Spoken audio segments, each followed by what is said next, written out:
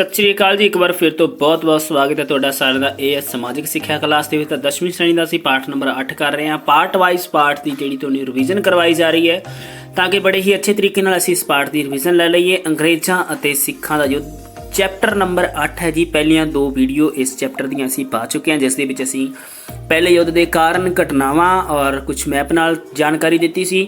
ਦੂਸਰੀ ਵੀਡੀਓ ਦੇ ਵਿੱਚ ਭੈਰੋਵਾਲ ਦੀ ਔਰ ਜਿਹੜੀਆਂ ਲਾਹੌਰ ਦੀਆਂ ਸੰਧੀਆਂ ਬਾਰੇ ਚਰਚਾ ਹੋਈ ਸੀਗੀ।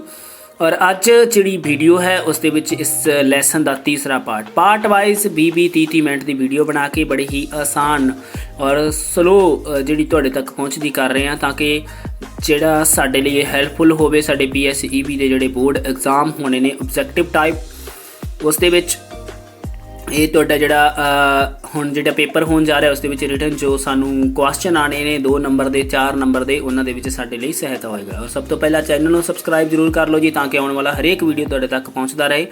ਇਸ ਲੈਸਨ ਤੋਂ ਬਾਅਦ ਕੋਸ਼ਿਸ਼ ਰਹੇਗੀ ਕਿ ਤੁਹਾਡੇ ਤੱਕ ਜਿਹੜੇ ਮੈਪ ਨਾਲ ਸੰਬੰਧਿਤ ਕੁਐਸਚਨ 1947 ਦੇ ਪੰਜਾਬ ਔਰ ਭਾਰਤ ਦੇ ਮੈਪ ਨਾਲ ਸੰਬੰਧਿਤ ਕੁਐਸਚਨ ਵੀ ਭੇਜੇ ਜਾਣਗੇ। तो PSEB नाल जिन्ने भी संबंध तुहाडे मित्र रिश्तेदारी दे विच सर्कल दे विच जिन्ने भी दोस्त फ्रेंड ने उन्होंने भी लिंक शेयर जरूर करना ताकि घर बैठे ही वो अपने पेपर की तैयारी एनी टाइम किसी समय भी कर सकते हैं। SST खास करके ਤਾਂ ਪੰਜਾਬ ਨੂੰ 1846 ਈਸਵੀ ਵਿੱਚ ਬ੍ਰਿਟਿਸ਼ ਸਾਮਰਾਜ ਵਿੱਚ ਸ਼ਾਮਲ ਨਾ ਕਰਨ ਦੇ ਕੀ ਕਾਰਨ ਸਨ ਤਾਂ ਅਸੀਂ ਜੋ ਹੁਣ ਤੱਕ ਇਸ ਲੈਸਨ ਦੇ ਵਿੱਚ ਪੜ੍ਹਿਆ ਹਾਲਾਤ ਬਿਲਕੁਲ ਸਨ ਕਿ ਉਹ ਕਿਸੇ ਸਮੇਂ ਵੀ ਪੰਜਾਬ ਨੂੰ ਆਪਣੇ ਸਾਮਰਾਜ ਦੇ ਵਿੱਚ ਸ਼ਾਮਲ ਕਰ ਸਕਦੇ ਸਨ ਅੰਗਰੇਜ਼ੀ ਸਾਮਰਾਜ ਦੇ ਵਿੱਚ। ਬਟ ਕੀ ਕਾਰਨ ਰਹੇ ਸਨ ਕਿ ਉਹਨਾਂ ਨੇ ਪੰਜਾਬ ਨੂੰ ਜਿਹੜਾ ਅੰਗਰੇਜ਼ੀ ਸਾਮਰਾਜ ਦੇ ਵਿੱਚ ਸ਼ਾਮਲ ਨਹੀਂ ਕੀਤਾ ਅੰਗਰੇਜ਼ਾਂ ਨੇ। ਇਸ ਵਿਸ਼ੇ 'ਤੇ ਅਸੀਂ ਅੱਜ ਚਰਚਾ ਕਰਾਂਗੇ। ਪਹਿਲੇ ਐਂਗਲੋ ਸਿੱਖ ਯੁੱਧ ਵਿੱਚ ਸਿੱਖਾਂ ਨੂੰ ਬਾਂਝ ਦੇਣ ਤੇ ਵੀ ਲਾਰਡ ਡਲਹੌਜੀ ਨੇ ਜਿਹੜਾ ਪੰਜਾਬ ਨੂੰ ਬ੍ਰਿਟਿਸ਼ ਸਾਮਰਾਜ ਵਿੱਚ ਸ਼ਾਮਲ ਨਾ ਕੀਤਾ। ਇਸ ਦੇ ਕੁਝ ਕਾਰਨ ਸਨ। ਸਭ ਤੋਂ ਪਹਿਲਾਂ ਮੁਦਕੀ, ਫਿਰੋਜ਼ ਸ਼ਾਹ ਅਤੇ ਸਬਰਾਉਂ ਦੇ ਯੁੱਧਾਂ ਵਿੱਚ ਭਾਵੇਂ ਸਿੱਖਾਂ ਨੂੰ ਹਾਰ ਹੋਈ ਸੀ ਪਰ ਅਜੇ ਵੀ ਲਾਹੌਰ, ਅੰਮ੍ਰਿਤਸਰ, ਪਿਸ਼ਾਵਰ ਆਦਿ ਥਾਵਾਂ 'ਤੇ ਸਿੱਖ ਸੈਨਿਕ ਬੈਠੇ ਸਨ। ਜੇਕਰ ਅੰਗਰੇਜ਼ ਉਸ ਸਮੇਂ ਪੰਜਾਬ ਉੱਤੇ ਕਬਜ਼ਾ ਕਰ ਲੈਂਦੇ ਤਾਂ ਸਿੱਖਾਂ ਨੂੰ ਉਹਨਾਂ ਸੈਨਿਕਾਂ ਦਾ ਫਿਰ ਟਾਕਰਾ ਕਰਨਾ ਪੈਣਾ ਸੀ। ਯਾਨੀ ਕਿ ਇਹ ਬੇਸ਼ੱਕ ਅਸੀਂ ਜੋ ਪਹਿਲੇ ਯੁੱਧ ਦੇ ਵਿੱਚ ਉਹਨਾਂ ਨੂੰ ਮੁਦਕੀ, ਫਿਰੋਜ਼ ਸ਼ਾਹ, ਸਬਰਾਉਂ 'ਤੇ ਜਿਹੜੀ ਜਿੱਤ ਪ੍ਰਾਪਤ ਹੋ ਗਈ ਸੀ ਪਰ ਹਜੇ ਵੀ ਉਹ ਕਹਿੰਦੇ ਕਿ ਸਿੱਖ ਸੈਨਾ ਸੀਗੀ ਜਿਹੜੀ ਲਾਹੌਰ, ਅੰਮ੍ਰਿਤਸਰ ਅਤੇ ਪਿਸ਼ਾਵਰ ਬੈਠੀ ਸੀ। ਅਗਰ ਉਸ ਟਾਈਮ ਅੰਗਰੇਜ਼ ਜਿਹੜੇ ਯਾਨੀ ਕਿ 1846 ਈਸਵੀ ਦੇ ਵਿੱਚ ਪੰਜਾਬ ਨੂੰ ਅੰਗਰੇਜ਼ੀ ਸਾਮਰਾਜ ਵਿੱਚ ਸ਼ਾਮਲ ਕਰਦੇ ਤਾਂ ਉਹ ਜਿਹੜੇ ਸਿੱਖ ਸੈਨਿਕ ਸੀਗੇ ਉਹਨਾਂ ਨੇ ਫਿਰ ਤੋਂ ਟਾਕਰਾ ਕਰਨ ਦੇ ਲਈ ਅੰਗਰੇਜ਼ਾਂ ਦਾ ਇਕੱਠੇ ਹੋ ਜਾਣਾ ਸੀ। ਇੱਕ ਇਹ ਕਾਰਨ ਸੀ ਕਿ ਉਹਨਾਂ ਨੇ 1846 ਈਸਵੀ ਦੇ ਵਿੱਚ ਜਿਹੜਾ ਪੰਜਾਬ ਨੂੰ ਉਹ ਅੰਗਰੇਜ਼ੀ ਸਾਮਰਾਜ ਦੇ ਵਿੱਚ ਸ਼ਾਮਲ ਨਹੀਂ ਕੀਤਾ। ਅਗਲਾ ਕੁਐਸਚਨ ਹੈ ਅਗਲਾ ਪੁਆਇੰਟ ਹੈ ਕਿ ਪੰਜਾਬ ਵਿੱਚ ਸ਼ਾਂਤੀ ਦੀ ਵਿਵਸਥਾ ਸਾਬਤ ਕਰਨ ਲਈ ਆਮਦਨ ਤੋਂ ਵੱਧ ਖਰਚ ਕਰਨਾ ਪੈਣਾ ਸੀ। ਤੋ ਮੋਸਟ ਇੰਪੋਰਟੈਂਟ ਜਿਹੜਾ ਇਹ ਪੁਆਇੰਟ ਹੈ ਕਿ ਖਰਚਾ ਜ਼ਿਆਦਾ ਸੀਗਾ ਇਸ ਲਈ ਵੀ ਹਾਰਡਿੰਗ ਨੂੰ ਪੰਜਾਬ ਨੂੰ ਜਿਹੜਾ ਅੰਗਰੇਜ਼ੀ ਸਾਮਰਾਜ ਵਿੱਚ ਮਿਲਾ ਕੇ ਖਰਚਾ ਨਹੀਂ ਵਧਾਉਣਾ ਚਾਹੁੰਦਾ ਸੀ। ਠੀਕ ਹੈ, ਯਾਨੀ ਕਿ ਪੰਜਾਬ ਦੇ ਵਿੱਚ ਜਿਹੜੀ ਸ਼ਾਂਤੀ ਵਿਵਸਥਾ ਸਥਾਪਿਤ ਕਰਨੀ ਸੀ ਉਸ ਦੇ ਲਈ ਉਹਨਾਂ ਨੂੰ ਬਹੁਤ ਜ਼ਿਆਦਾ ਖਰਚਾ ਕਰਨਾ ਪੈਣਾ ਸੀਗਾ। ਉਸ ਖਰਚੇ ਤੋਂ ਬਚਣ ਦੇ ਲਈ ਵੀ ਹਾਰਡਿੰਗ ਨੇ ਜਿਹੜਾ ਪੰਜਾਬ ਨੂੰ ਅੰਗਰੇਜ਼ੀ ਸਾਮਰਾਜ ਦੇ ਵਿੱਚ ਕਹਿ ਲਓ ਕਿ ਸ਼ਾਮਲ ਨਹੀਂ ਕੀਤਾ। ਅਫਗਾਨਿਸਤਾਨ ਅਤੇ ਬ੍ਰਿਟਿਸ਼ ਰਾਜ ਵਿਚਕਾਰ ਸਿੱਖ ਰਾਜ ਦਾ ਇੱਕ ਰੋਕ ਵਜੋਂ ਹੋਣਾ ਬਹੁਤ ਜ਼ਰੂਰੀ ਸੀ। ਇਸੇ ਲਈ ਅੰਗਰੇਜ਼ਾਂ ਨੇ ਪੰਜਾਬ ਉੱਤੇ ਕਬਜ਼ਾ ਨਹੀਂ ਕੀਤਾ। ਤੋ ਅਸੀਂ ਜੇ ਮੈਪ ਦੇਖੀਏ ਤਾਂ ਅਫਗਾਨਿਸਤਾਨ ਔਰ ਜਿਹੜਾ ਪੰਜਾਬ ਆ ਜਿਹੜਾ ਤੁਸੀਂ ਦੇਖਿਆ ਹੀ ਹੈ ਕਿ ਪਾਕਿਸਤਾਨ ਦੇ ਨਾਲ ਹੀ ਅਫਗਾਨਿਸਤਾਨ ਲੱਗਦਾ ਸੀ ਤਾਂ ਉਸ ਸਮੇਂ ਜਿਹੜਾ ਪਾਕਿਸਤਾਨ ਉਹ ਪੰਜਾਬ ਦਾ ਹੀ ਇੱਕ ਹਿੱਸਾ ਸੀ, ਲਾਹੌਰ ਸੀ ਜਿਹੜਾ ਸਾਡਾ। ਤਾਂ ਅਫਗਾਨਿਸਤਾਨ ਔਰ ਇਹਦੇ ਵਿੱਚ ਜਿਹੜਾ ਇੱਕ ਕਹਿ ਲਓ ਕਿ ਦੀਵਾਰ ਦੀ ਤਰ੍ਹਾਂ ਕੰਮ ਕਰ ਰਿਹਾ ਸੀ ਪੰਜਾਬ। ਅੰਗਰੇਜ਼ੀ ਸਾਮਰਾਜ ਸੀਗਾ ਤਾਂ ਉਹਨਾਂ ਨੇ ਪੰਜਾਬ ਨੂੰ ਜਿਹੜਾ ਅੰਗਰੇਜ਼ੀ ਸਾਮਰਾਜ ਵਿੱਚ ਨਾ ਸ਼ਾਮਲ ਕਰਨ ਦਾ ਇਹ ਵੀ ਇੱਕ ਉਹਨਾਂ ਦਾ ਰੀਜਨ ਸੀ ਕਿ ਸਿੱਖਾਂ ਦੇ ਕਾਰਨ ਜਿਹੜਾ ਅਫਗਾਨਿਸਤਾਨ ਵਾਲੀ ਸਾਈਡ ਤੋਂ ਕੋਈ ਹਮਲਾ ਨਹੀਂ ਹੋ ਰਿਹਾ ਸੀ ਭਾਰਤ 'ਤੇ। ਠੀਕ ਹੈ ਜੀ, ਅਗਰ ਹੁੰਦਾ ਵੀ ਸੀ ਤਾਂ ਸਿੱਖ ਜਿਹੜੇ ਜਾਣੀ ਕਿ ਪੰਜਾਬੀ ਸੀਗੇ ਜਿਹੜੇ ਪਹਿਲਾਂ ਉਸ ਦਾ ਮੁਕਾਬਲਾ ਕਰਦੇ ਸੀ। ਲਾਰਡ ਹਾਰਡਿੰਗ ਪੰਜਾਬੀਆਂ ਨਾਲ ਇੱਕ ਅਜਿਹੀ ਸੰਧੀ ਕਰਨਾ ਚਾਹੁੰਦੇ ਸੀ ਜਿਸ ਨਾਲ ਪੰਜਾਬ ਕਮਜ਼ੋਰ ਪੈ ਜਾਵੇ ਫਿਰ ਉਹ ਜਦੋਂ ਵੀ ਚਾਹਣ ਪੰਜਾਬ ਉੱਤੇ ਕਬਜ਼ਾ ਕਰ ਲੈਣ। ਇਸ ਲਈ ਉਸਨੇ ਲਾਹੌਰ ਸਰਕਾਰ ਨਾਲ ਕੇਵਲ ਸੰਧੀ ਹੀ ਕੀਤੀ। ਤਾਂ ਉਹ ਚਾਹੁੰਦਾ ਸੀ ਕਿ ਕੁਛ ਇਸ ਤਰ੍ਹਾਂ ਦਾ ਤਰੀਕਾ ਅਪਣਾਇਆ ਜਾਵੇ ਕਿ ਜਦੋਂ ਲੋੜ ਪਵੇ ਉਹਨਾਂ ਨੂੰ ਕਮਜ਼ੋਰ ਕੀਤਾ ਜਾਵੇ ਔਰ ਹੌਲੀ ਹੌਲੀ ਜਿਹੜਾ ਉਸ 'ਤੇ ਅਧਿਕਾਰ ਕੀਤਾ ਜਾਵੇ। ਤਾਂ ਇਹ 4 ਪੁਆਇੰਟ ਜੋ ਅਸੀਂ ਪੜ੍ਹੇ ਆ ਇਸ ਕਾਰਨ ਜਿਹੜਾ ਅਸੀਂ ਕਹੀਏ ਕਿ 1846 ਈਸਵੀ ਵਿੱਚ ਭਾਵੇਂ ਅੰਗਰੇਜ਼ਾਂ ਦੀ ਜਿੱਤ ਹੋ ਗਈ ਸੀ ਪਰ ਫਿਰ ਵੀ ਉਹਨਾਂ ਨੇ ਜਿਹੜਾ ਪੰਜਾਬ ਨੂੰ ਆਪਣੇ ਅਧਿਕਾਰ ਵਿੱਚ ਨਹੀਂ ਕੀਤਾ ਸੀ। ਹੁਣ ਅਸੀਂ ਨੈਕਸਟ ਜੋ ਪੜ੍ਹਨ ਜਾ ਰਹੇ ਹਾਂ ਪੁਆਇੰਟ ਅੰਗਰੇਜ਼ਾਂ ਦੇ ਸਿੱਖਾਂ ਦਾ ਦੂਸਰਾ ਯੁੱਧ ਹੈ 1848 ਤੋਂ 1849 ਈਸਵੀ ਤੱਕ ਜਿਹੜਾ ਅੰਗਰੇਜ਼ਾਂ ਅਤੇ ਸਿੱਖਾਂ ਦਾ ਦੂਸਰਾ ਯੁੱਧ ਹੁੰਦਾ ਹੈ। ਠੀਕ ਹੈ ਜੀ, ਤੋ ਇਸ ਯੁੱਧ ਦੇ ਵਿੱਚ ਪਹਿਲਾਂ ਇਸ ਦੇ ਕਾਰਨ ਕੀ ਸੀਗੇ ਉਹ ਪੜ੍ਹਾਂਗੇ ਅਸੀਂ। ਪਹਿਲੇ ਐਂਗਲੋ ਸਿੱਖ ਯੁੱਧ ਪਿੱਛੋਂ ਜਿਹੜੇ ਸਿੱਖਾਂ ਵਿੱਚ ਅਸੰਤੋਖ। ਤਾਂ ਨੈਚੁਰਲੀ ਸੀਗਾ, ਜਦੋਂ ਤੁਸੀਂ ਵੇਖਿਆ ਹੀ ਹੈ ਕਿ ਪਹਿਲੇ ਐਂਗਲੋ ਜਿਹੜਾ ਸਿੱਖ ਯੁੱਧ ਹੋਇਆ, ਪਹਿਲਾ ਅੰਗਰੇਜ਼ ਸਿੱਖ ਯੁੱਧ ਹੋਇਆ, ਉਹਦੇ ਵਿੱਚ ਲਾਲ ਸਿੰਘ ਤੇ ਤੇਜ ਸਿੰਘ ਜੋ ਵਿਸ਼ਵਾਸਘਾਤੀ ਆਗੂ ਸੀਗੇ, ਉਹਨਾਂ ਕਾਰਨ ਜਿਹੜੇ ਸਿੱਖ ਹਾਰ ਗਏ ਸੀ। ਯੁੱਧ ਪਿੱਛੋਂ ਹੋਈਆਂ ਲਾਹੌਰ ਦੀਆਂ ਸੰਧੀਆਂ, ਜੋ ਅਸੀਂ ਸੰਧੀਆਂ ਪੜ੍ਹੀਆਂ ਤੁਸੀਂ ਪਿਛਲੀਆਂ ਕਲਾਸਾਂ ਦੇ ਵਿੱਚ, ਅਗਰ ਤੁਸੀਂ ਨਹੀਂ ਕਿਸੇ ਬੱਚੇ ਨੇ ਕਲਾਸ ਅਟੈਂਡ ਕੀਤੀ ਜਾਂ ਨਹੀਂ ਉਹ ਵੀਡੀਓ ਦੇਖੀ ਤਾਂ ਡਿਸਕ੍ਰਿਪਸ਼ਨ ਦੇ ਵਿੱਚ ਜਾਓ, ਕਮੈਂਟ ਬਾਕਸ ਦੇ ਵਿੱਚ ਜਾਓ ਵੀਡੀਓ ਦੀ, ਉੱਥੇ ਤੁਹਾਨੂੰ ਉਹ ਦੋਨੋਂ ਜਿਹੜੀਆਂ ਪਿਛਲੀਆਂ ਵੀਡੀਓਜ਼ ਉਹ ਮਿਲ ਜਾਣਗੀਆਂ, ਤਾਂ ਕਿ ਤੁਸੀਂ ਪਾਰਟ ਵਾਈਜ਼ ਜਦੋਂ ਇਹ ਵੀਡੀਓ ਵੀ ਦੇਖੋਗੇ ਤੁਹਾਨੂੰ ਸਾਰੇ ਲੈਸਨ ਦੀ ਸਮਝ ਆ ਜਾਏਗੀ। ਠੀਕ ਹੈ ਜੀ। ਇਸ ਪਿੱਛੋਂ ਹੋਈਆਂ ਜਿਹੜੀਆਂ ਲਾਹੌਰ ਦੀਆਂ ਸੰਧੀਆਂ ਹੋਈਆਂ, 2 ਸੰਧੀਆਂ ਲਾਹੌਰ ਦੀਆਂ ਹੋਈਆਂ, ਉਸ ਨਾਲ ਕੀ ਉਹਨਾਂ ਨੇ ਕੀ ਕੀਤਾ ਸੀਗਾ, ਜੰਮੂ ਕਸ਼ਮੀਰ, ਹਜ਼ਾਰਾ, ਕਾਂਗੜਾ, ਇਹਨਾਂ ਪਹਾੜੀ ਇਲਾਕਿਆਂ ਨੂੰ ਕੀ ਆ ਵੱਖ ਕਰ ਦਿੱਤਾ ਸੀ। ਸਿੱਖ ਸ਼ੇਰਾਂ ਦੀ ਗਿਣਤੀ ਘਟਾ ਦਿੱਤੀ ਗਈ ਸੀ। ਇਹ ਸਾਰੀਆਂ ਹੀ ਉਹ ਸੰਧੀਆਂ ਦੇ ਵਿੱਚ ਗੱਲਾਂ ਲਿਖੀਆਂ ਹੋਈਆਂ, ਯਾਨੀ ਕਿ ਅਗਰ ਅਸੀਂ ਫਸਟ ਪਾਰਟ ਨੂੰ ਅੱਛੀ ਤਰ੍ਹਾਂ ਦੇਖ ਲਈਏ ਸਾਰੇ ਦਾ ਸਾਰਾ, ਫਿਰ ਇਸ ਤਰ੍ਹਾਂ ਸਾਨੂੰ ਇਹ ਸਮਝ ਵਿੱਚ ਆਉਂਦਾ ਜਾਏਗਾ। ਇੱਕ ਬ੍ਰਿਟਿਸ਼ ਸੈਨਾ ਲਾਹੌਰ ਵਿੱਚ ਰੱਖੀ ਗਈ ਸੀ। ਦੇਖਿਆ ਸੀ ਕਿ ਉਸ ਦਾ ਜਿਹੜਾ ਖਰਚਾ ਸੀਗਾ ਉਹ ਵੀ ਲਾਹੌਰ ਸਰਕਾਰ ਨੂੰ ਦੇਣਾ ਪੈਣਾ ਸੀ। ਮਹਾਰਾਣੀ ਜਿੰਦਾਂ ਨੂੰ ਰਾਜਨੀਤਿਕ ਅਧਿਕਾਰਾਂ ਤੋਂ ਵੰਚਿਤ ਕਰ ਦਿੱਤਾ ਗਿਆ, ਉਸ ਨੂੰ ਵਾਂਝਾ ਕੀਤਾ ਗਿਆ। ਤਾਂ ਇੱਥੇ ਦੱਸ ਦਈਏ, ਪਹਿਲਾਂ ਉਹਨਾਂ ਦੀ 1.5 ਲੱਖ ਰੁਪਈਆ ਜਿਹੜੀ ਸਾਲਾਨਾ ਪੈਨਸ਼ਨ ਬੰਨੀ ਗਈ, ਉਹਨਾਂ ਨੂੰ ਸ਼ੇਖੂਪੁਰ ਭੇਜਿਆ ਗਿਆ, ਫਿਰ ਉਹਨਾਂ ਨੂੰ ਦੇਸ਼ ਨਿਕਾਲਾ ਦੇ ਕੇ ਬਨਾਰਸ ਹੀ ਭੇਜ ਦਿੱਤਾ ਗਿਆ। ਹਾਲਾਂਕਿ ਪਹਿਲਾਂ ਉਹ ਕੀ ਸੀਗੇ, ਸਰਪ੍ਰਸਤ ਸੀਗੇ ਲਾਹੌਰ ਦੇ, ਜਿਹੜੇ ਮਹਾਰਾਜਾ ਦਲੀਪ ਸਿੰਘ ਸੀ ਉਹਨਾਂ ਦੇ ਸਰਪ੍ਰਸਤ ਦੀ ਮਹਾਰਾਣੀ ਜਿੰਦਾਂ। ਤਾਂ ਇਸ ਤਰ੍ਹਾਂ ਦੀਆਂ ਬਹੁਤ ਸਾਰੀਆਂ ਜਿਹੜੀਆਂ ਘਟਨਾਵਾਂ ਹੋਈਆਂ। ਬ੍ਰਿਟਿਸ਼ ਰੈਜੀਡੈਂਟੀ ਨੇ ਅੰਗਰੇਜ਼ਾਂ ਨੂੰ ਉੱਚੀਆਂ ਪਦਵੀਆਂ ਤੇ ਲਾਉਣਾ ਬਣਾਉਣਾ ਸ਼ੁਰੂ ਕਰ ਦਿੱਤਾ। ਦੇਸ਼ ਭਗਤਾਂ ਵਿੱਚ ਪੈਰੋਵਾਲ ਦੀ ਸੰਧੀ ਦੀ ਅਪਮਾਨਜਨਕ ਸ਼ਰਤਾਂ ਨੂੰ ਸਹਾਰ ਨਾ ਸਕੀਆਂ। ਤਾਂ ਇਹ ਚੀਜ਼ ਦੇਖਿਆ ਹੀ ਪਿਛਲੇ ਕਲਾਸ ਦੇ ਵਿੱਚ ਕਿ ਜਿਹੜੀਆਂ ਸੰਧੀਆਂ ਹੋਈਆਂ ਸੀ ਉਹਨਾਂ ਦੇ ਵਿੱਚ ਜੋ ਮਤੇ ਪਾਏ ਗਏ ਸੀ, ਜੋ ਸਮਝੌਤੇ ਲਿਖੇ ਗਏ ਸੀ, ਉਹ ਸਾਰੇ ਹੀ ਕਹਿ ਲਓ ਕਿ ਇੱਕ ਤਰੀਕੇ ਨਾਲ ਸਾਰੇ ਅਪਮਾਨਜਨਕ ਸੀਗੇ ਪੰਜਾਬੀਆਂ ਦੇ ਲਈ, ਸਿੱਖਾਂ ਦੇ ਲਈ।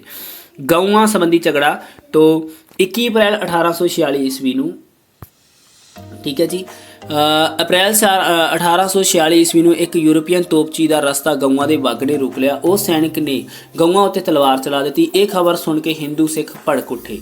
ਬ੍ਰਿਟਿਸ਼ ਰੈਜੀਡੈਂਟੀ ਹੈਨਰੀ ਲਾਰੈਂਸ ਲੋਕਾਂ ਨੂੰ ਸਮਝਾਉਣ ਲਈ ਸ਼ਹਿਰ ਗਿਆ।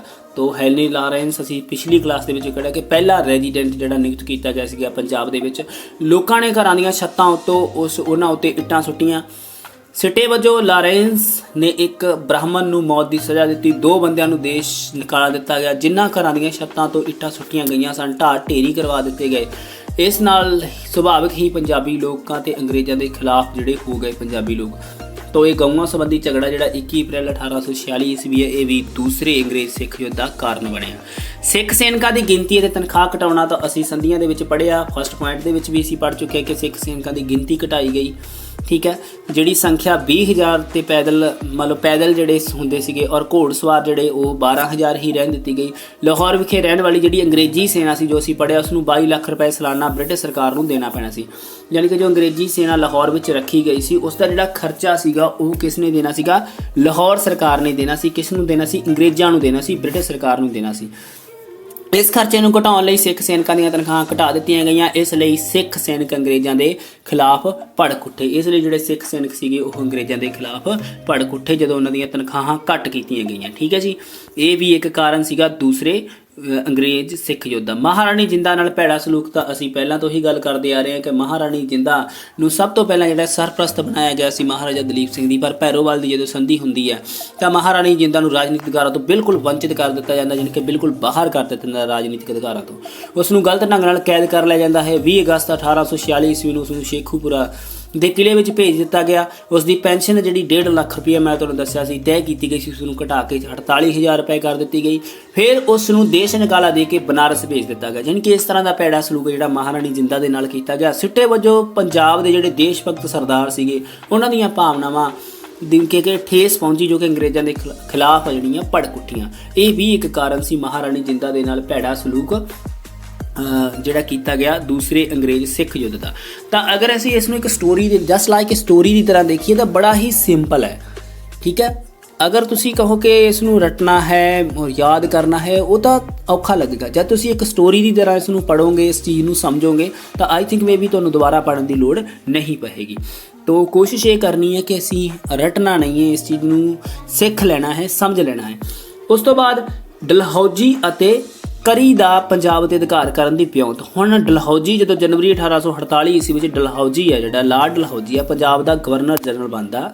ਲਾਰਡ ਡਲਹੌਜੀ ਜਨਵਰੀ 1848 ਈਸਵੀ ਵਿੱਚ ਪੰਜਾਬ ਦਾ ਗਵਰਨਰ ਜਨਰਲ ਬਣਦਾ। ਉਸ ਨੇ ਸਭ ਤੋਂ ਪਹਿਲਾਂ ਪੰਜਾਬ ਦੇ ਅਧਿਕਾਰ ਕਰਨ ਦੀ ਯੋਜਨਾ ਬਣਾਈ। ਉਸ ਸਮੇਂ ਫਰੈਡਰਿਕ ਕਰੀ ਲਾਹੌਰ ਵਿੱਚ ਬ੍ਰਿਟਿਸ਼ ਰੈਜ਼ੀਡੈਂਟ ਨਿਯੁਕਤ ਹੋ ਚੁੱਕਾ ਸੀ। ਠੀਕ ਹੈ, ਫਰੈਡਰਿਕ ਕਰੀ। ਉਹ ਇੱਕ ਅਨੁਭਵੀ ਅਤੇ ਨਿਪੁੰਨ ਕੂਟਨੀਤੀ ਵੇਤਾ ਸੀਗਾ। ਡਲਹੌਜੀ ਅਤੇ ਕਰੀ ਦੋਹਾਂ ਨੇ ਮਿਲ ਕੇ ਯੋਜਨਾ ਬਣਾਈ ਕਿ ਸਿੱਖਾਂ ਨਾਲ ਕਿਸੇ ਬਹਾਨੇ ਲੜਾਈ ਕੀਤੀ ਜਾਵੇ, ਯਾਨੀ ਕਿ ਅਗਰ ਲੜਾਈ ਹੋਏਗੀ ਤਾਂ ਨੈਚੁਰਲੀ ਸੀਗਾ ਕਿ ਸਿੱਖ ਕਮਜ਼ੋਰ ਸੀਗੇ ਔਰ ਜੇ ਤਾਂ ਜਿਹੜੀ ਅੰਗਰੇਜ਼ਾਂ ਦੀ ਹੋਣੀ ਸੀ, ਇਸ ਕਰਕੇ ਉਸ ਨੂੰ ਕੀ ਆ ਪੰਜਾਬ ਨੂੰ ਜਿਹੜਾ ਅੰਗਰੇਜ਼ੀ ਸਾਮਰਾਜ ਵਿੱਚ ਸ਼ਾਮਲ ਕਰ ਲਿਆ ਜਾਵੇ। ਠੀਕ ਹੈ ਜੀ। ਤਾਂ ਮੁਲਤਾਨ ਦੇ ਮੂਲ ਰਾਜ ਦਾ ਵਿਦਰੋਹ।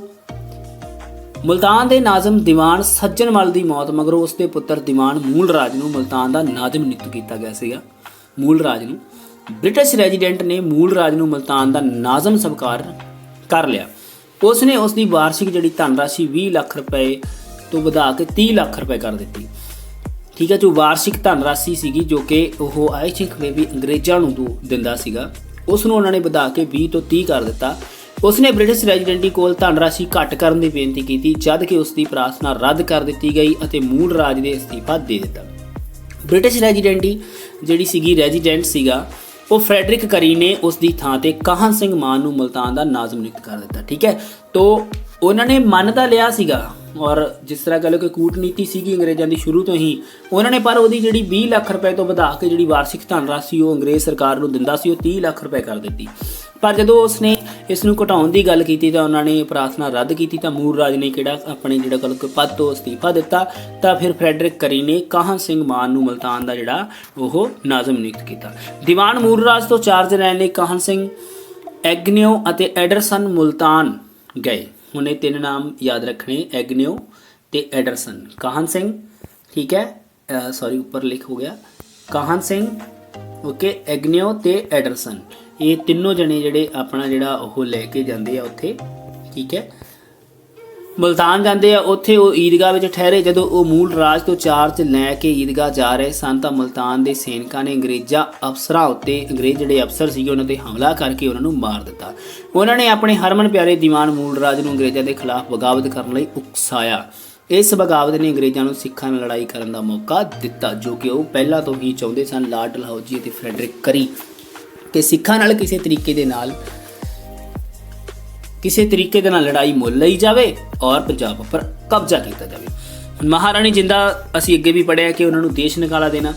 ਤਾਂ ਮਹਾਰਾਣੀ ਜਿੰਦਾ ਨੂੰ ਜਿਹੜਾ ਅਗਸਤ 1847 ਈਸਵੀ ਵਿੱਚ ਮਹਾਰਾਣੀ ਜਿੰਦਾ ਨੂੰ ਲਾਹੌਰ ਤੋਂ ਸ਼ੇਖੂਪੁਰ ਭੇਜ ਦਿੱਤਾ ਗਿਆ। ਅੰਗਰੇਜ਼ਾਂ ਵਿਰੁੱਧ ਬਗਾਵਤ ਕਰਨ ਦਾ ਇਲਜ਼ਾਮ ਲਾ ਕੇ ਫਿਰ ਉਸ ਨੂੰ ਬਨਾਰਸ ਭੇਜ ਦਿੱਤਾ ਗਿਆ।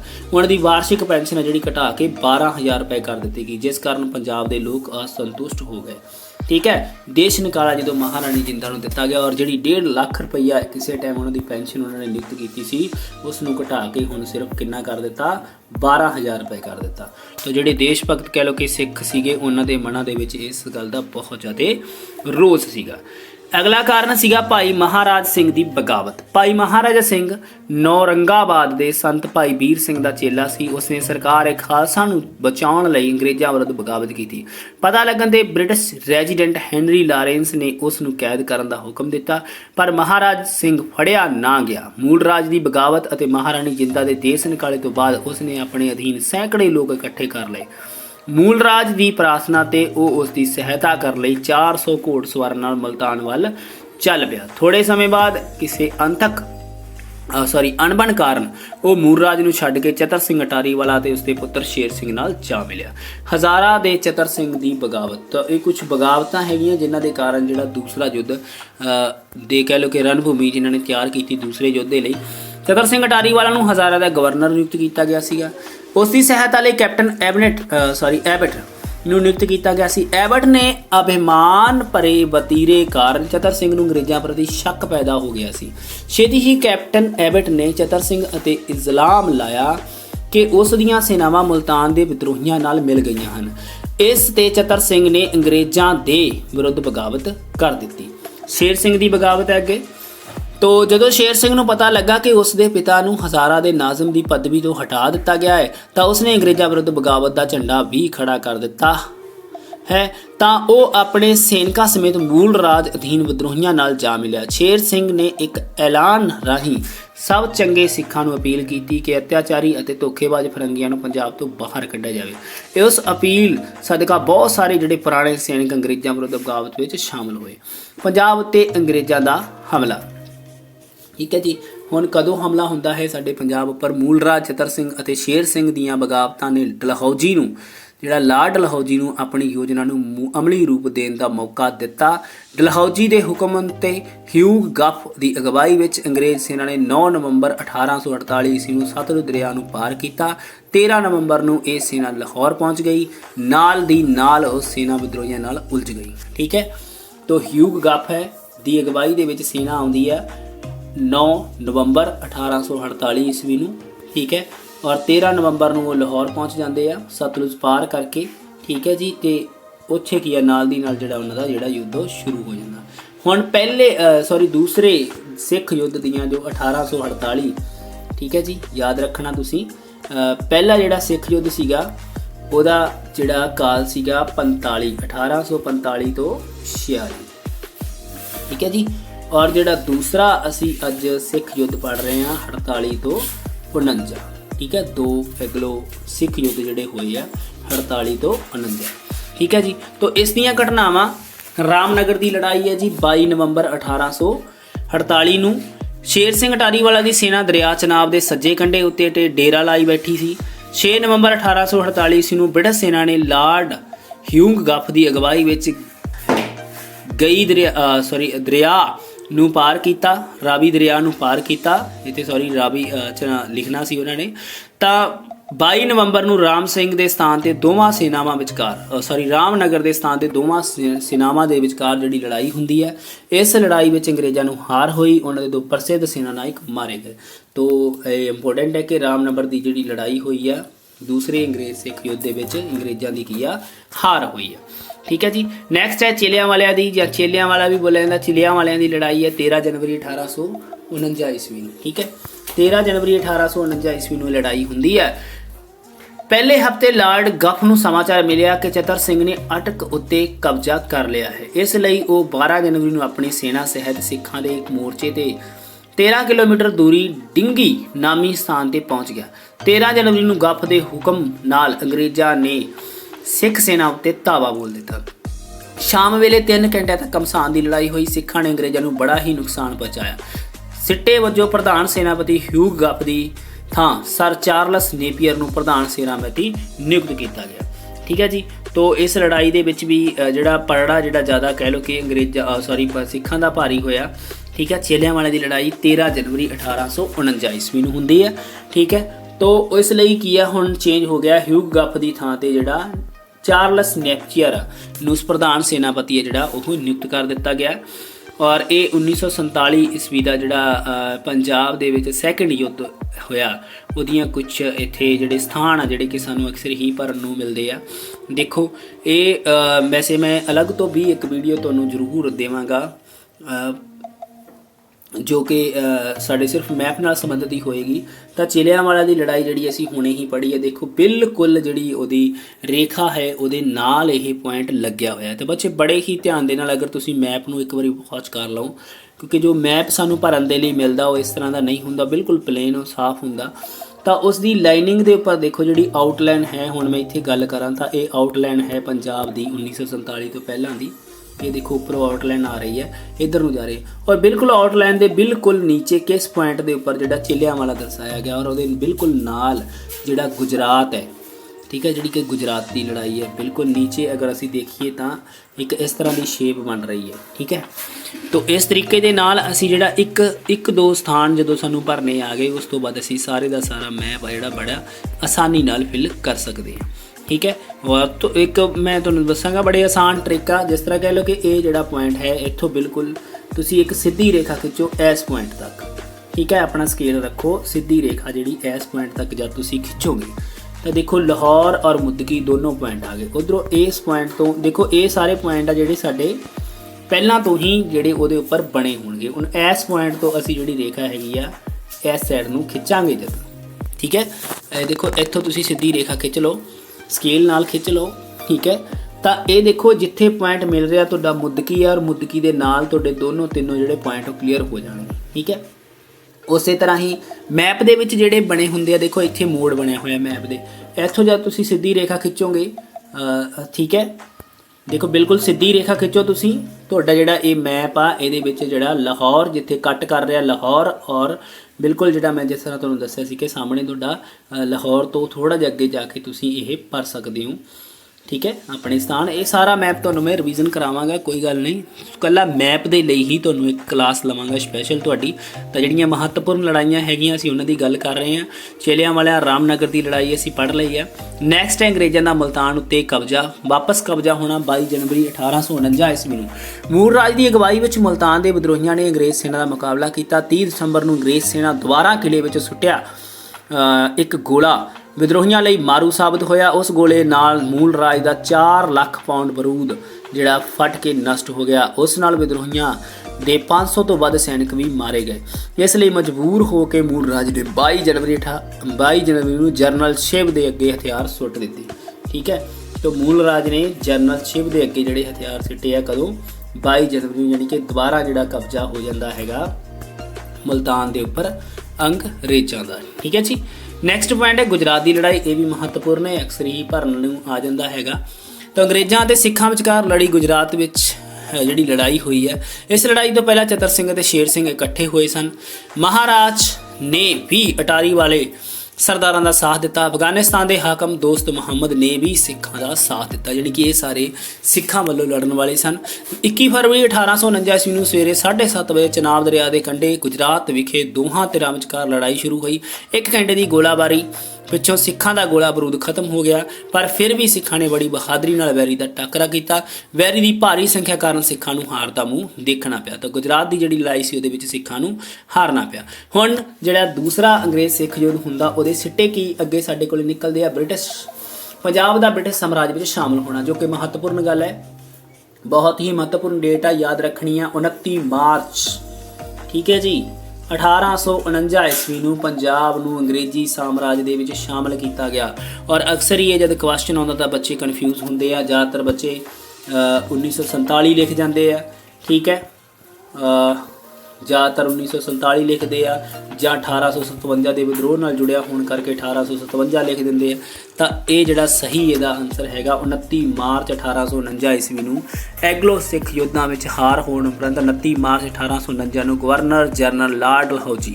ਤਾਂ ਇਹ ਵੀ ਮਹੱਤਵਪੂਰਨ ਹੈ, ਯਾਦ ਰੱਖਣਾ ਹੈ ਕਿ ਕੌਣ ਸੀ ਉਸ ਸਮੇਂ ਗਵਰਨਰ ਜਨਰਲ ਲਾਰਡ ਡਲਹੌਜ਼ੀ ਸੀਗਾ। ਇੱਕ ਐਲਾਨ ਰਾਹੀਂ ਪੰਜਾਬ ਰਾਜ ਨੂੰ ਸਮਾਪਤ ਕੀਤਾ ਅਤੇ ਮਹਾਰਾਜਾ ਦਲੀਪ ਸਿੰਘ ਨੂੰ ਗੱਦੀ ਤੋਂ ਉਤਾਰ ਦਿੱਤਾ ਗਿਆ। ਹੁਣ ਇੱਕ ਚੀਜ਼ ਹੋਰ ਇੱਥੇ ਮਹੱਤਵਪੂਰਨ ਆ ਰਹੀ ਹੈ, ਅਖੀਰੀ ਰਾਜਾ ਕੌਣ ਸੀਗਾ ਪੰਜਾਬ ਦਾ, ਸਿੱਖ ਸ਼ਾਸਕ ਕੌਣ ਸੀਗਾ? ਮਹਾਰਾਜਾ ਦਲੀਪ ਸਿੰਘ।